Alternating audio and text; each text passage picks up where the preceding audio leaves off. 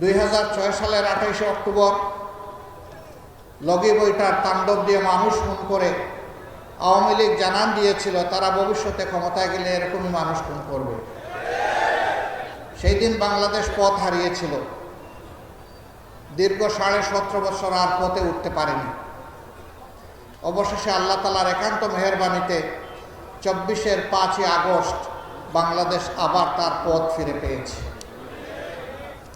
কিন্তু এই দীর্ঘ পথ পরিক্রমায় অসংখ্য বনি আদমকে রক্ত দিতে হয়েছে, জীবন দিতে হয়েছে। আমাদের মাতার তাজ শীর্ষ 11 জন কেন্দ্রীয় দায়িত্বশীলকে তারা খুন করেছে। কাউকে দিয়েছে ফাঁসি, আর কাউকে জেলের ভিতরে তারা মৃত্যুর দিকে ঠেলে দিয়েছে।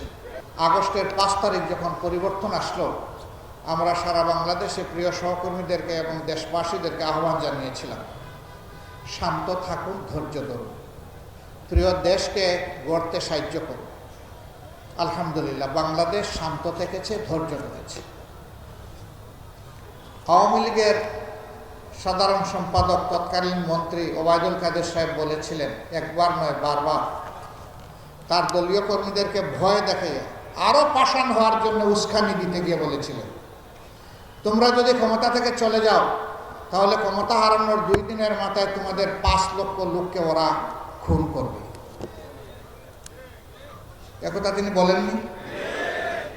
বাংলাদেশের মানুষ প্রমাণ করে দিয়েছে, তোমরা পাগল হতে পারো, তোমরা ক্ষমতার নেশায় অন্ধ হতে পারো, তোমরা দায়িত্ব জ্ঞানহীন পাশবিক চরিত্রের হতে পারো, কিন্তু বাংলাদেশের মানুষ দায়িত্ব জ্ঞানহীন নয়।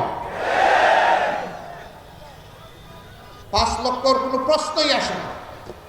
2 দিনের মধ্যে 5 জন মানুষকে কেউ খুন করে না। জনগণের এই ধৈর্য, মানুষের প্রতি এই দায়বোধ, দেশের প্রতি এই ভালোবাসা একটা মহলের এখন সহ্য হচ্ছে না। তারা চেয়েছিল রক্তের পদ্মা, গঙ্গা, যমুনা, সুরমা বয়ে যাক, তাহলে তাদের রাজনীতি আবার জমে উঠবে দেশে বিদেশে। এটা না হওয়ার কারণে এখন তারা অশান্তিতে আছে, এখন তড়পাচ্ছে, দেশের বিরুদ্ধে মিথ্যা প্রপাগান্ডা করছে, দেশ থেকে করছে, বিদেশ থেকে করছে। দেশের মর্যাদা পূর্ণ করার জন্য মিথ্যা গল্প সাজিয়ে বিদেশি বন্ধুদেরকে তারা বিভ্রান্ত করার চেষ্টা করছে। অবশ্য পদে পদে তাদের সমস্ত ষড়যন্ত্র শয়তানি ধরে পড়ে যাচ্ছে। মানুষ এখন ঘুমে নয়, সজাগ। আর এই জাতি বিশেষভাবে এখন সজাগ। তারা এই ইতিবাচক পরিবর্তনকে, অভ্যুত্থানকে ব্যর্থ করে দেওয়ার জন্য দফায় দফায় অনেক কাণ্ড ঘটিয়েছে। তারা জুডিশিয়াল কু করতে চেয়েছিল, আল্লাহ ব্যর্থ করে দিয়েছে। তারা আনসার কাণ্ড ঘটিয়ে কু করতেছিল, আল্লাহ ব্যর্থ করে দিয়েছে। তারা চাকরি কাণ্ড নিয়ে কু করতেছিল, আল্লাহ ওগুলোও ব্যর্থ করে দিয়েছে। এরপরে তারা ইস্কন কাণ্ড নিয়ে নামলো, আল্লাহ ওইটাও ব্যর্থ করে দিয়েছে। শেষমেশ ইস্কনের লোকেরা নির্দয়ভাবে একজন আইনজীবীকে খুন করলো প্রকাশ্য দিবালোকে, ত্রিফলা দিয়ে কুপিয়ে কুপিয়ে।